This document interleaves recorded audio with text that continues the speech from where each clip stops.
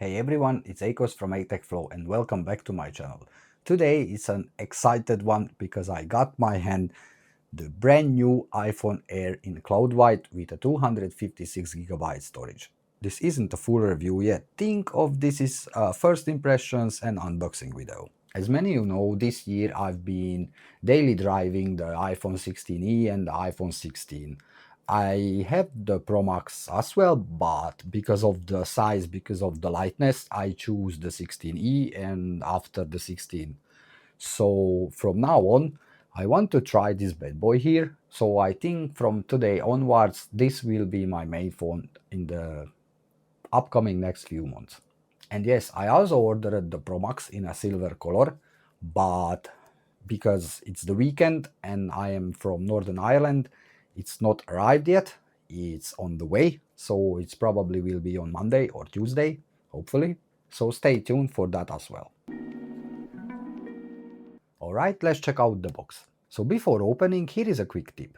If you're buying an iPhone secondhand, you can shine a UV light on the Apple logo. It shows a hidden glow as an authenticity check. Now for the fun part. Let's pull down the two security stripes on the back.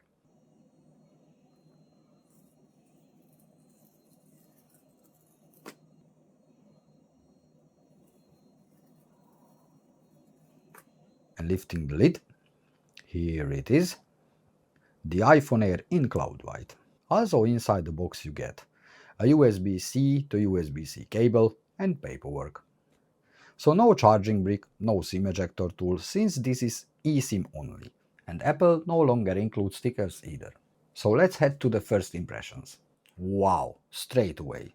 This design feels so different. It's incredibly thin at just 5.6mm, and you can feel that right when you pick it up. The plateau edges give it a unique look compared to the usual flat sides.